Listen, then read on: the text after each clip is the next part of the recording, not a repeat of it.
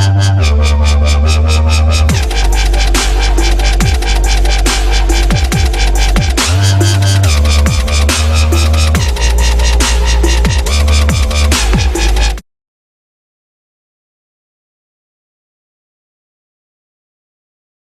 and welcome everybody to the podcast. Here today we're talking about the 2016 season of the GPVWC Stormcharge Superleague Championship. It's turning into one of the closest in years. Very, very close championship so far. We've had 10 races into this season.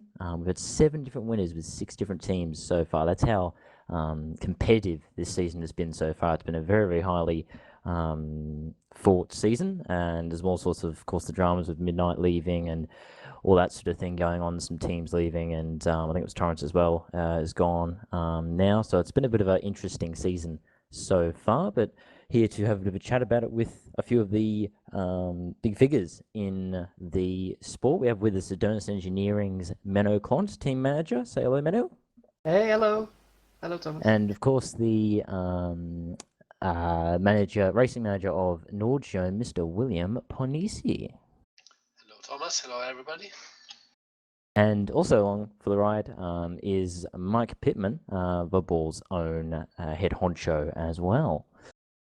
Hiya. And of course, Thomas Hinss here hosting the podcast. So yeah, just gonna have a little bit of chat about the Super League season in general, just to give you guys a little bit of a sort of discussion and something to listen to, so you can kind of get your heads around what has actually happened this season, and also get the views from the main sort of team managers and main teams fighting for the championship at the moment. So obviously both you and Will, Menno and Will, sorry, very different backgrounds in terms of this season. Obviously Menno, only your team's second season in Super League, and here you are fighting for the championship lead. How does it feel for you as a team manager, being your second season in Super League, and you're fighting teams that have been in the league for many years, and you guys are seeming to be able to take the fight to them? How does it feel for you being in that situation? Well, of course it's amazing. This is what you hope to achieve as a team, but yeah, it's a different thing, like dreaming and really get it together and lead the championship, at least for now. But yeah, I think last year we had some difficulties, and I as a manager made some mistakes, but I learned from it, and yeah, this year everything went according to plan, and my drivers helped a lot, and yeah, I think that's were the main ingredients for this year and the lead we now have from the others at the moment. Yeah, indeed, yeah, and before just maybe lead on a little bit from there. You're mentioning about your drivers.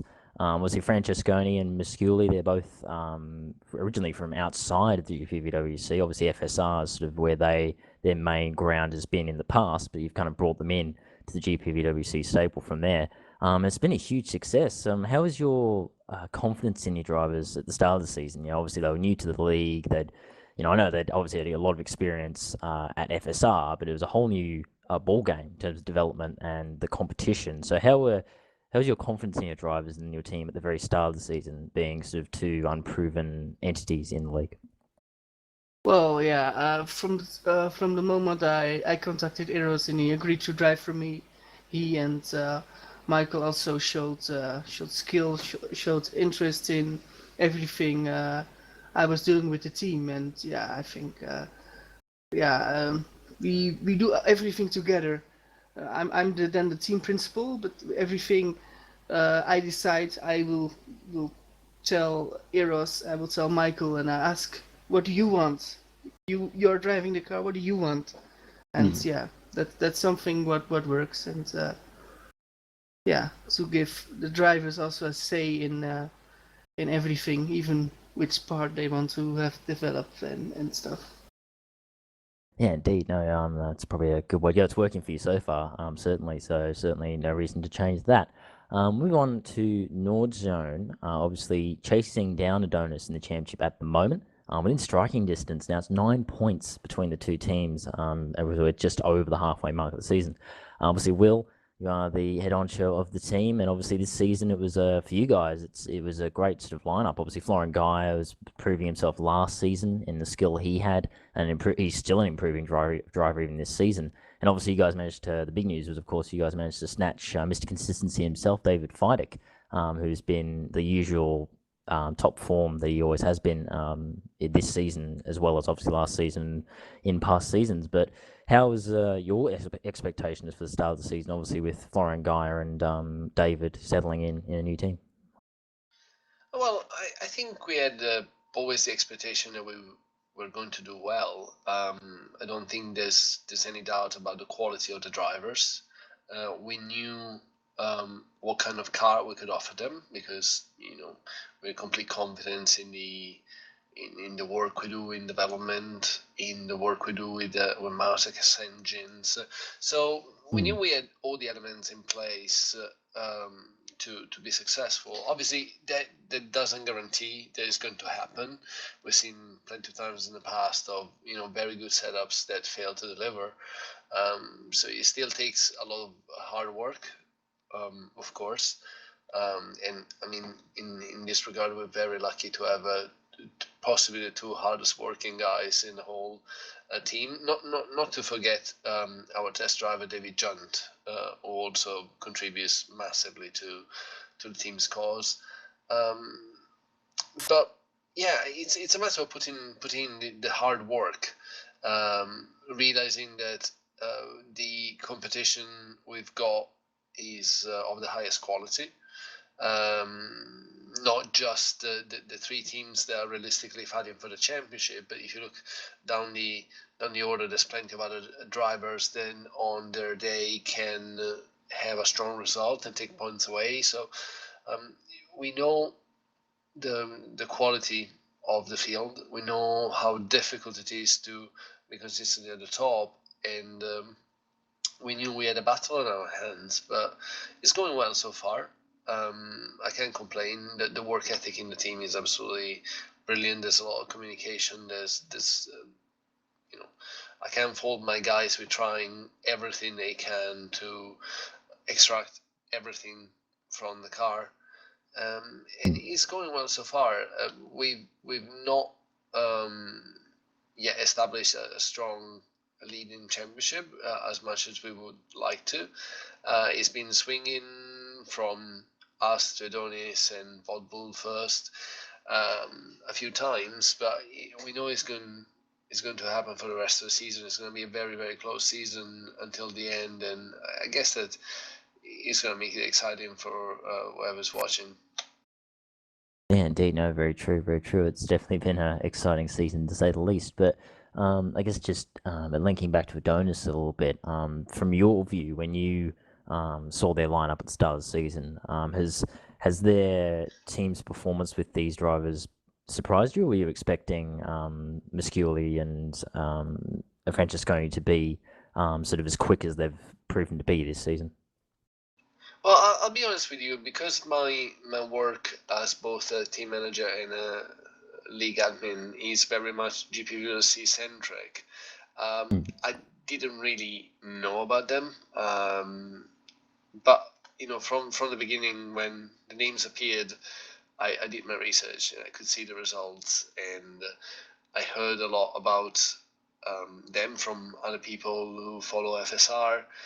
So I mean, I knew they were going to be good drivers, and knowing Menno and knowing the work that he's been doing at Adonis, I knew he would give them a good car, a car that could allow them to fight them to towards the front.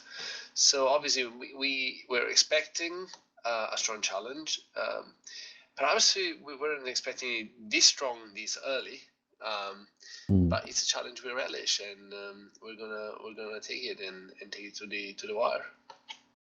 Indeed, no, that's very true indeed. So we'll sort of, I guess, round off the opening comments, as I guess these kind of are, with, of course, Mike, with you, Vodball, your team, a little bit further back in Championship, a little bit off the back of the sort of key Norjone Adonis fight, but you guys are within striking distance, and, obviously with Philip Pushka, he's the defending champion. He's had a relatively strong season again. He's had to miss a couple of races, of course. He missed Russia and Monaco. But when he has raced, he's been the usual kind of performance we expect from Philip Pushka. But it's interesting to note with with the team is that I've noticed the amount of drivers you guys have had. You've had, I believe it's 5 drivers, different drivers throughout the season. So a little bit of a mishmash of drivers throughout the season. Has that made sort of your guys' charge for the championship title especially hard, having to go through so many different drivers throughout the season so far? Yeah, basically. It's become a staple of our Super League years, it appears. It's a good thing I keep in contact with some people, but obviously the lineup hasn't turned out as we first envisaged when we first launched the team. Philip, has been a mainstay again and has been absolutely fantastic. And yes, he's missed 2 races. Even he'll tell you he's unfortunately not even now firing on 100%. So hopefully he'll get back to that soon. But the guys that have stepped up, we brought Risto in. Franchik, which again being our reserve driver, he's been doing a fantastic job there. And when we actually put him in the car to bring the car home 4th as well, was a fantastic result from his point. Hopefully we'll get a bit of stability now, having brought Mindy in. Obviously, Torrent's demise is unfortunate, but we'll pick up the pieces there. And he's already got a 7th for us. It's feeling solid. He's obviously getting used to the car and the way that we work as well. So I can only see that growing over the course of the next few races. Sure, we're not quite where we hoped, I suppose, at the start of the year. Considering last year we took it right to the wire. Our aim is to obviously do the same thing again. We're on a little bit of the back foot. The guys, both of them sitting here with us, are very experienced. They'll know they're not going to give us any easy slip-ups to catch up in one go. So we're going to have to gradually do it between now and the end of the year. It's getting less and less about car development to a degree now. We're starting to get to the top end of that. So it's going to be very much on the drivers and the time we put in and the actual testing, the setup work, and which will get really interesting towards the end of the year. Yeah, indeed. No, very true. The setup, especially obviously with R-Factor 2 setup, is a lot more interesting for the different series. But looking towards the rest of the season, for you guys, and obviously you're saying Philip not firing on all cylinders even now. So later on in the season, for you guys, is there any races that you're possibly thinking guys might be strong at, or Philip might be strong at, as we enter this sort of business end, so to speak, of the season? We went into this period of the season last year. Philip actually, the next 3 rounds, he actually won last year. So Hungary and Spa and Monza was a fantastic little run for us that then trailed off towards the end of the year. But I say trailed off, he's still got a lot of podiums and bits and pieces and a win, I think. But none that compared to the little run that he had in the middle of the year here. We'll see if we can emulate that. This round might be more difficult, but come Spa, we're probably aiming for a good showing at Spa. I think that's where the whole a lot of car and engine developments and things all seem to work out there. It should let us catch up to. We seem to be one race development behind the 2 teams above us. They seem to get theirs ahead, so I wouldn't be surprised to see some nice added-on bits to the Adonis and Norwegian at Hungary. Indeed, no, and it'll be an interesting race course, that one, because there's Hungary, and that is always an interesting race in terms of overtaking and just the general lay of the land, because it is such a sort of unique circuit, I feel, in the F1 calendar, because of how tight and difficult it is to overtake there. So, going to open up now a little bit more, as we've just gotten through the sort of start comments, I guess, to the podcast. So I'll open up now to the 3 of you. I'll just put a question out there, and we'll get the responses from all 3 of you. I guess we'll just start from top to bottom, as it is here in the TeamSpeak. So first question for the 3 of you is, why is the season so close? What is the secret ingredient, I guess, that has made this particular season such a cracker compared to, past season that's been a little bit sort of set in stone, which teams are good and which are bad. So why this season has suddenly it become that all these different teams are able to fight for the win? So what's the secret? So I'll start with you, Menno. Well, I think it's mainly close because of the switch we have to R-Factor 2. I think all the 3 teams have good drivers, at least one driver that can win races. But I still think, it's so close, and but if everything and everybody is still learning Air Factor 2 and the mod redriving in Super League this year. So I think it's not always the guy that can get the most out of the car. So that's sometimes is the one driver, then it's the other driver, and yeah, I think that depends also on the circuit. But yeah, we saw a lot of winners this season from our three teams, but also from other teams, and I believe some winners we didn't even saw them coming. I think Emmanuel Gaxella won. I think some rounds ago he won, and well, I believe he didn't have a what was it, a podium before it. So it's very close, and it's only a little fraction what makes you a winner, and yeah, and or not. And I think that's is going from one side to the other, and then to the other side.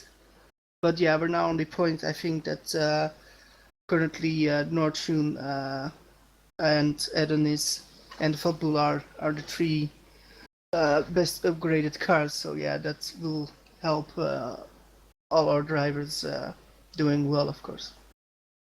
Yeah, indeed. No, very, very good point indeed. So I open up to you now, Will, for that question. Well, I think there's, as Menno was pointing out, there's a lot of factors that are working to this. It's not only a lot of variety in terms of winners, but if you saw there's been a lot of races. There's some very, very close finishes, and obviously you could have like the first to third within a couple of seconds, and when you look back at the results, it's a huge swing, and you got different names at the top, different names further down in the points, whereas, you know, with different corners or a mistake less here and there, you've got the same guy winning 3 or 4 more races, and now we perhaps be talking about a domination by a driver. I think the series this year is much more balanced. I agree with that. I think it's also due to the combination of the factors that brought the teams where they are now. If you look at Bobber Racing and Adonis are fairly young teams in terms of Super League. In the latest incarnation, of course. I mean, Vodbull had a long history before. You see Storm as well is a new team. Woods and Norshan had some lean years before, which means that we sort of got all in a situation which I suppose the budgets are similar, the amount of points that we were able to spare in previous seasons, if we were around in previous seasons, are fairly similar, and you know, there's not a sort of general domination in all these aspects that then produce a car that, say, is upgraded much more than others.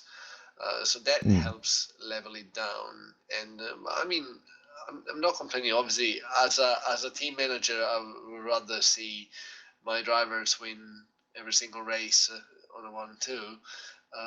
But at the same time, loving the league, I love to see a well-fought championship. Yeah, indeed. No, very true. Very good points there for maybe going a bit to explaining why it's so close this season. So close up the question with you, Mike, to give your Microphone activated. Well, yeah, pretty much what the guys have said before. It's just a massive combination of factors that have actually led to some very even teams. You know, there's yes, we've all changed to R-Factor 2, so everyone's slightly on a new base there. There's a few bits that, you know, Will's implemented where you can't stockpile from one year to the next, you know, loads of points and then just build up a car for the year after and dominate. You know, there's some teams that have been lagging behind before, potentially, that have surprised me this year, that they've actually, you know, come back and found a driver to rally behind, potentially. We always knew some, you know, people like Norge, they don't stay down for long, for example. You know, they were always going to come back.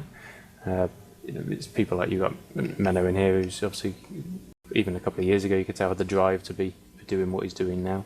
And even the teams directly behind us, they're not that far behind, and some of them have got race wins to the names or podiums to the names at least, who on their day could win as well. The car difference isn't, the mod itself I don't think is as different as some previous years, where we've seen some years where we've had cars that are 6-7 seconds quicker than others. This year it's just, we're all within about 1/10 of each other at the moment. It's fantastic. Yeah, indeed. No, it's very good to see such close and exciting racing. And mentioning, very well segued into the next one that I was looking at asking the three of you is, as you mentioned, those teams that are just behind you guys. Obviously, fourth in the championship at the moment is Stormracing. Obviously, first year in Super League. As we mentioned before, Emmanuel Gizella got that win at the British Grand Prix for them not too long ago, just a few rounds ago, and they've been very strong this year. First year in Super League, and they're up there fighting amongst teams that have so much more experience in the top tier than they do. And again, Woods as well, of course. As you mentioned, rallying behind drivers, definitely rallying behind Lewis Redshaw. They managed to snatch him up from obviously CSG's departure from the top tier. So they snatched him up, and he's been doing great stuff for them, getting some valuable points for them. And they're actually sitting in a very strong spot right now. As well, and as well, of course, to round up those sort of three probably the main teams that have really shocked us all, I guess, a little bit with how they've gone is Kerno, of course. They've especially recently becoming quite strong in recent rounds. They're really been doing very well. Bart DeVos, especially, in his runs for them, has had some great form, great consistency, just constantly been getting really good points for Kerno, and they're actually equal with Woods in fifth spot. So these three teams, again, to all three of you, we'll start with Menno. Those three teams, have they... Actually, no, we'll start with Mike. We'll switch it up. A bit, if hopefully you guys don't mind. Those three teams, as you mentioned, Mike, you was mentioning before, they've sort of shocked us a bit, haven't they? Just how competitive they've been this year after, especially in Woods' case, years of quite low form. Yeah, I suppose to a degree. When we saw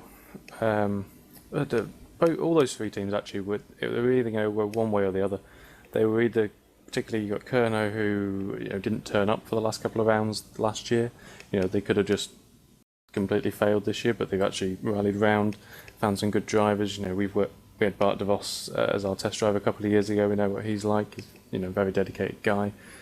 Brewer, shown he's had a pole, he's had a podium, potentially two nearly. He's been particularly good.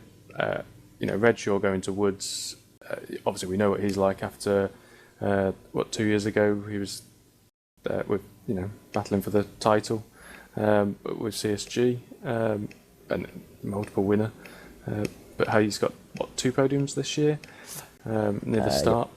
I mean, in fact, he had a podium in race 1, which is even cars, so that shows his skill. That's unfortunately with Woods. It always seems to be their second driver, and not racking up enough points, which hinders them, unfortunately. They call it the Woods curse, but whichever. And then Storm being a new team, you either get a new team like CSG came in and went, right, we're going to build a brilliant car and try to win races, or you get a team that will gradually build up, a little bit like me and Menno did in our first years, I think, where we sort of were a little bit more subdued potentially in our development. But Emmanuel's been here before and knows he's got the talent and he can do it. He's in the position where he's driving and managing his own team, so he can build the car for him, basically. If he thinks he can win with it, he'll go for it. Obviously, he's picked our engine, so we worked with him a bit closely. So between me and Menno, I think we both sort of helped him pre-season slightly. Getting advice on how to do things. So I'm not surprised that he's up there. I'm a little bit surprised they're in 4th. That's quite high, but I think that's slightly down to the demise of some of the bigger teams that we've already mentioned at the start of this. Yeah, indeed. No, very good points with those three teams. So, Will, on to you. Well, I think Mike's perspective is pretty spot on. I mean, you also have to look at the circumstances that certain teams are facing sometimes. Think about teams like Woods. I sort of recognize myself a little in Ollie's plight, because again, if you're a team that's completely devoted to GPVWC, sometimes you do not find the ultra talented drivers that are somewhere else, competing in different leagues. You just look through the career ladder, you look at the talent coming up, and you find a lot. I mean, you cannot deny that, the way, say, Royce Roten came into the league was definitely, successful. He's not having the best of season, but in the past he's done well. They've been promoting a lot of talent, but sometimes Microphone muted. not being able to pick from a much larger pool of drivers, so it puts you a bit on the back foot. On the other hand, when you get it right and you get like a driver like Red Show, then you see the team going back to the places where it used to be. I agree with the assessment of Storm. We knew they were going to be good. Emmanuel is a skill manager. They won the Formula Challenge. They were competitive in Super Cup. He's a great driver, and Adrian McNaughton brings the points to the board. So he helps also to have two drivers scoring points consistently. And I'm not overly surprised to see them this far up. Although I was surprised to see them win a race. Absolutely deserved. But yeah, it's always a great story when a new team wins a race. Yeah, indeed, definitely. No, that was such a great moment for probably the league, as you say, probably the league. I would say having Storm and Manuel get that win earlier in the season was a fantastic drive from him, and showed, as you say, what we already know with Emmanuel. We know how talented he is as a driver and a manager. He's proved that there throughout the season with Storm. So, Menno, we'll finish with you on those three teams. Yeah, well, all the three teams, Woods, Kerno, and Storm, yeah, those are having three good managers. And yeah, to start off with Storm, yeah, Emmanuel built a great team. Of course, he's a good driver, and McNaughton also, well, he surprised me with what he can do in R Factor 2, actually. And of course, we now know that Storm actually built a very good car. But yeah, them being in fourth, that's one of the stories of the season. I believe nobody had expected Storm to do that well. And yeah, turning to Woods, I think it's great to see Woods up this high again. I think this is some seasons ago when they were that high, and of course with the two podiums Lewis scored was of course very good. Yeah, I'm myself as a driver. I'm the reserve of Woods, so I did some races. But yeah, all I can say about Woods is we're working together well, and yeah, I can't understand why Woods is currently up in fifth. And yeah, then over to Kerno. Kerno actually surprised me a little bit, because if we saw Kerno at the end of last year, well, yeah, that was, well, maybe a bit hard, but in my eyes, not good enough. I believe they missed some rounds, and I didn't expect them to be where they are now, and yeah, to get one podium, a pole position with Brewer. That's quite a turnaround from Kerno, and that's something I personally didn't expect. And yeah, I think that's good to see that even some people like me are thinking, well, Kerno, what will happen? And they prove me wrong as well. And I think that's good to see. That's not too predictable that you think, oh, that team will not score, and they will not score. No, Kerno just close to the book 2015, and they started 2016 with a fresh start, and now they are in P6.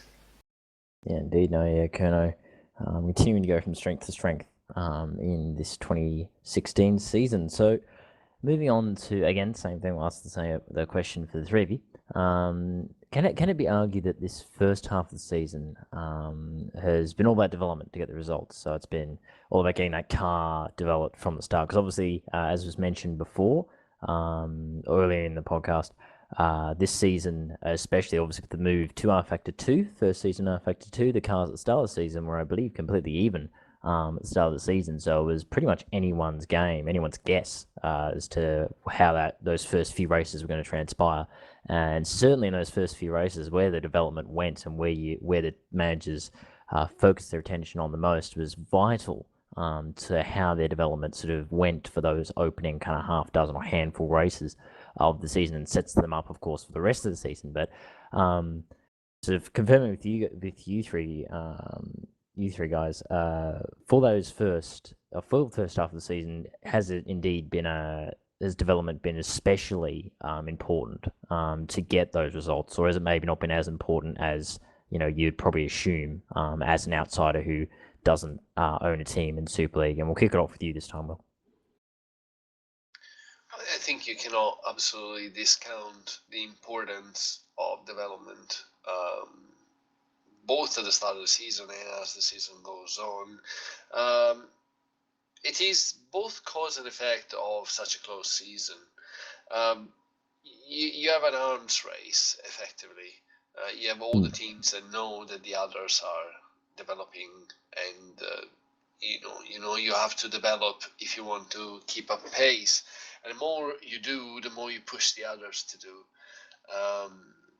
In the end, it levels up, so long as you've chosen the right way. And that's one of the pitfalls, perhaps, of management. There are some choices that can actually damage your car. It's something that you don't know at the beginning. You only discover through extensive testing, but it's very interesting. It is definitely something that you cannot dismiss as a team manager. You have to have your development game on. You have to hope that your engine developers are getting the right path, and you just have to keep developing, because everybody else competing against you will be at the top of the game in that aspect as well. Yeah, indeed. Yeah, no, it's very good point. Development, it goes over the whole season. It doesn't just either matter just at the start and then die off, or go the other way around. It's always a big factor in the Super League, and one of the key sort of elements that makes it so different and unique from other leagues elsewhere. We'll move on to you, Menno, for your thoughts on the question. Yeah, well, it's very important to have, of course, a good plan at the start of the season. And yeah, if you are seeing everything you can do with upgrades and stuff, then yeah, you need to think of a good plan. And yeah, you know that all other teams will think of a plan to beat you, and that's the challenge. To look at everything and every possibility. And you need to hope that your engine supplier is doing good things as well. So yeah, that's basically it. If not much more to add, actually. So yeah, actually what Will said, I agree on. Okay, yeah, fair point. We'll finish off with you, Mike, and your thoughts on this. Microphone activated. Well, yeah, I mean, it's pretty much the same sort of thing in that it does make a big difference. I mean, it's more... I quite like the analogy of being an arms race. It really is. We know we've made a few slight... we tried something different this year and quickly decided that wasn't the route, and we'll revert back to what we did last year, which has seen us gain a bit more. But we learnt from it, and it'll give us something that we can move into next year with. Menno spoke there about the engine developers. Luckily, me and Will haven't got that. We develop our own engines, so that helps. In that at least it's in our hands if we make the error. Whereas poor Menno has to deal with whatever I give him. But ultimately, it's we talk these things through anyway, so he's not surprised. But as a team, it's interesting. They say they all speak I don't necessarily speak together and organise it and do all that sort of stuff. Me and Philip have got a relationship where he quite happily just says, you know what, I trust you, build a car. All right. So I go off and do it. Given, he tests, but generally the driver feedback, there's a route after a few years that will improve the car the most. It's not like a secret formula or anything, but it's an area where a lot of managers seem to have worked out the route to go now, and that's why it's such a close thing. I'm looking at the stage where I'd like to be almost slowing development and saving some points for next year, but I can't because I've got these two teams that are developing their cars like mad, and there's 3 or 4 teams behind that are still developing their cars. A lot more teams than potentially this time last year, where a lot of teams would stop, like we've seen some already this year, to save for the year after. Indeed, and may as well use that as a little bit of a segue into a question I was going to ask later, but we'll put it in now, seeing as the segue kind of works pretty well for it. Mentioning next year and development for that, because of course, just like the real F1, you've got to keep in mind next season and when to start developing for that and when to prioritize that, and sort of stop or slow development for this year and kind of just go with what you've got this year, be happy with it, and then focus on next year so that you're obviously competitive for next year from the get-go, or as much as you can be anyway. So for you guys, all three of you, are obviously right at the very top of the table. Have you guys already got an eye on 2017, or is it still sort of all systems go for the rest of this year? So I'll kick this off with Menno to start this one. Well, yeah, of course. We're still in a battle, but only halfway in this season of 2016. But yeah, we're Adonis is looking to 2017 already, because we want to be good in that as well.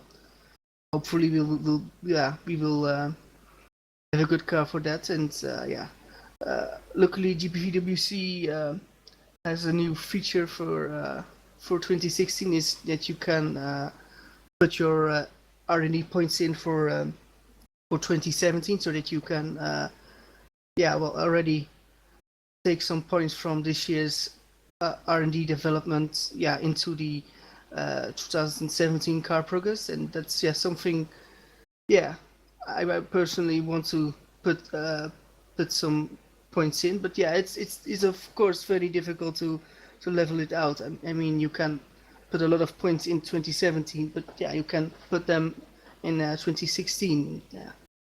For now, that's of course the more important one. But 2017, it's something where I also look forward to. But first need to finish this season. Yeah, indeed, no, good point. Yeah, good point. This season, finish off strong is just as important, or almost more important, considering your position, than to looking 2017. So, get your thoughts on this one now, Will. I think it's a trade-off, and you have to thread a very, very fine balance between putting everything towards this season and then risking not being competitive next season, especially because there will be teams that will be hot off the blocks in 2017, and you need to be in a condition to battle them. For us, obviously, we are in the, if you say, happy position of having to worry about this season still, because we're in a fight for the championship. So we'll do everything to keep giving Florian and David a car they can win races with. We also take into account the fact that the closer you get to 100% in your development in specific areas, the improvements are more and more marginal, and they become more and more expensive. So you get to a point in which the investment is perhaps not even worth the pain, and you end up getting some very marginal gains for 2016, but compromising a lot for next year. So there will be a moment in which we'll decide, okay, that's enough. It will save points. There's only so many points you can carry over, so there's only so much you can do from that perspective. But I think we're reaching this point very, very soon, and then that's why I got two very good drivers, because it would be up to them to get the results. Yeah, indeed, no, very true. Yeah, it's in their hands, I guess, to deliver that car and deliver the results for the team. So, round off the question with you, Mike. Yeah, it's just such a balancing act. This is kind of why you don't see many teams and drivers stay at the top of the game from year on year on year. Because if you find that you're in a battle, if you're in a battle potentially with three of us, if I'm being generous to myself, realistically two, then if you want to keep that going and really pushing it, you do harm yourself the year after. Now, we were in the nice position where we were fighting for the championship to the last round last year, but that potentially meant I had to have a bit of a balancing act for this year as well. And if you think if we do the same again this year, if it eventually rolls on, if you've got teams a bit like Kerno last year, who didn't do an awful lot last year, who potentially, I don't know the exact circumstances, but they could have saved a lot of points and potentially cash and use that this year. Or somebody else might, who's currently lower down this year, you'd expect to bounce back the year after. As Will says, it is capped slightly. And actually the new way of having to supply some points towards next year just to be able to enter next year means actually it costs even more, whereas before we used to be able to carry everything over, well, not everything, but a certain percentage of everything over. Now to have to use some points just to get into next year and then save some to carry over as well makes it a very costly enterprise indeed, just to be on the vague level playing field for 2017, whilst still wanting to win something this year. Yeah, indeed. No, as you say, it's indeed a very fine balancing act, trying to figure out which one to prioritize more or even out, or however the circumstances kind of permit, I guess, which one is the way to go. So move back to this year and the rest of this season, after the sort of future look into next season. Still looking at the future, but of course the rest of the season. So all your cars are sort of getting to the edge of their development period for this year anyway. They're starting to get sort of maxed out on what you can do with them. So the rest of the upgrades to come are they're getting much more limited in what you can do. So you're probably starting to sort of have to look to 2017 almost anyway, because you're starting to run out of things to upgrade on the car. So with this in mind, does that now suddenly make the advantage you guys are going to have towards the last few rounds a lot less than what could have been, say, earlier in the season? And will that now sort of, almost as you were saying, Will, hand the sort of the initiative and the responsibility more to the drivers than it would earlier in the season, when a lot more of it was trying to get the car developed and give them a competitive car to fight with? So I'll start with you for this one, Will. Well, yeah, there would be obviously the teams will be much closer, as you say, and potentially any advantage they had has been eroded, and it will be up to the drivers. But in a sense, there's just more than the abilities, is the confidence that they've built, even just from a psychological point of view, being ahead or knowing that you've had the upper hand over other drivers throughout the first races of the seasons can give you anything, even if it's just like a percentage point or two more of performance on track. There's so many tiny factors when the field is so close, they can put you in front. Sure, we know that if we had an advantage before, now it's probably gone. We know that the other teams will come back strongly, but in a sense that may also play to our advantage, because there will be more teams taking points off each other. So it's a game, and you know there's some things we're gonna play in your favor and some things we're gonna play against. Yeah, indeed. No, yeah, good. a good little analogy there, I guess. It's almost like a game of chess in a way, to some degree, both in development and in the races in general, as you say, with other smaller teams almost could possibly come in and suddenly just sort of mess around with the championship standings at the top end of the field, because of where they end up finishing. So it's all very interesting like that. So Mike, we get your thoughts on this one. Well, yeah, it does become down to drivers, and it was interesting to sort of echo what Will said there, that actually any advantage that we did have, can be eroded, and that even the teams that we mentioned before, who are slightly behind us, their cars are getting up to the same spec speed. So it does come down to drivers, and makes, from our team perspective, a little bit harder, because we're trying to catch up. So obviously if other teams are there taking points as well, that doesn't make it as easy a job as potentially in previous years. I've got full confidence in my drivers. Philip doesn't need to prove anything. He proved it last year, and he's already had it once over David, so I'm sure he might be able to do it again. Eros, though, on the other hand, is a different matter maybe, but I'm very confident. That potentially these guys that are new to the championship, they're very good drivers, but when it gets down to the actual pressure towards the end, have they been there before? Don't know. So that'll be very interesting to see as well. Yeah, indeed. No, it all kind of reveal itself, I guess, as the season wears on. So we'll finish up with you, Menno. Yeah, we have still, I think, 8 races to go, and it will be closer and closer every race.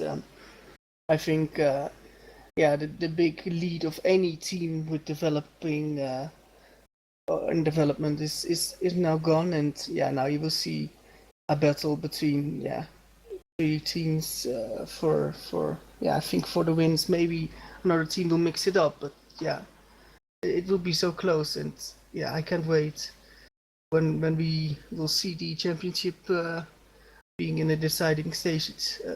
I hope that Edenis is still around and leading, but we will see. I think it will be so close at the end of this season with all the developing. There's still a little bit of developing going, but not big. So those are the little developing you want to get the edge of your rivals. But it will be very close, and I hope it will be at least a good end, even when it turns out Edenis wouldn't win a title. I hope we can say, well, we were in it, and we saw a great championship deciding at the last race day between 3 different drivers of 3 different teams. Indeed, it'll be very fascinating to see how it all sort of pans out in these final races. And just mentioning, I believe, just kind of relates to the development at the end of the season, how it'll all round up. Switching the other end of the spectrum, down the bottom end of the table. So the teams that haven't gone so well this season. Although before that, we'll mention Waters real quick. They're the other new team this season, popping up from Super Cup, a strong Super Cup last season. This season, bit of a middle ground this season. Seeing 8th at the moment. Had some promising results, but just kind of seeing a bit of no man's land at the moment. They're behind Midnight, but of course Midnight are withdrawn now, so they're actually behind Kerno, and they're quite a ways ahead. And obviously, Torrance, that's just behind them on the table, have also withdrawn, so they're actually quite a ways ahead of the next team that's still competing, which is Green Stripes. So they're in a bit of a weird kind of limbo almost. But again, still strong signs from them. And as we've mentioned with the development, they could always come back as the season goes on. Obviously, Andreas Walters is a very capable team manager, and he'll definitely be working to his best of his ability to the end of the season. But I'm more interested in the very bottom of the table. So looking at Nijo, Hawkeye, and you could say to an extent Renatra as well, but especially Hawkeye and Nijo have had really tough seasons this year. In their case, it's just trying to get drivers to race has been difficult enough, let alone looking at getting solid points or building a foundation to build a car on. Just trying to compete has been hard enough. And to all 3 of you, do you think there's any chance that their season can get any better? I mean, both teams have kind of had a couple of 2 drivers that recently have been racing pretty consistently. Nijo actually have some potential talent with Dowie Tapper coming in, which should be for the rest of the season. definitely he's a proven driver to definitely at least be points capable, which would be valuable for Nijo, and Devis Mislis as well coming in to go alongside with him. So two capable drivers in Nijo, which could potentially help them. And same with Hawkeye having two drivers that could give them some results in Morton Wernerson and Wookie Hoekstra, with Hoekstra getting them some valuable points the last couple of races. But it's my thoughts, I guess. But from your perspectives, do you think there's any chance with the development kind of equaling out again a bit at the end of the season? Is there any chance that teams like Hawkeye or Nijo or Red Archer or even Green Stripes for that matter could sort of come back a little bit as the development kind of evens out at the end of the season? We'll start with Menno this time. Yeah, I think so. You've got those three teams: Nijo, Hawkeye, and Red Archer, and they all have a different story. I think, Red Archer could still surprise us in this season. They have a new driver. What was his name? Adam McGuire, and he looks quite promising. And I think Red Archer could surprise us. Hawkeye, of course, they were very good last year, and are going to the bottom or nearly the bottom of the standings in 2016. And I don't know if they will do better this season. It's difficult to say. I believe they are just saving a bit. If I see what they are developing at the moment, that's not much, and for some team like Hawkeye I expected more. So maybe Hawkeye thinks this 2016 is not our year. Maybe they are focusing on 2017. And for Nijo, Nijo is, I think, invested a bit more, but difficult what they can do in the rest of the season. So every of the three teams have the difficulties, have had a success in the past, and so we will see what they can do in the future. But from the three, I think Red Archer could surprise us in the second part of the season. Indeed, very good point. They, as you mentioned, Maguire, a recent recruit of theirs, got a 10th on debut in Super League. Very impressive result from a DNF last round at the German Grand Prix, but a lot of potential in him. He seems to be quite a quick driver and could possibly bring them some valuable points to sort of bring them to a better end game at the end of the season. So, Will, your thoughts on this one? Well, I think you're spot on. It sometimes takes a good driver and you start racking up the points, and especially at the lower end of the rankings, it's relatively easy to move up just with a couple of good results.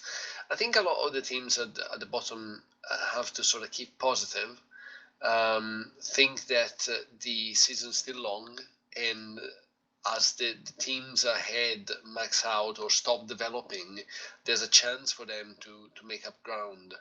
It's not easy when week in, week out, you're sort of struggling and you're finishing outside the points. But if you manage to keep positive, you keep developing, keep working hard, and obviously you need some talent behind the wheel, you can still turn the season around.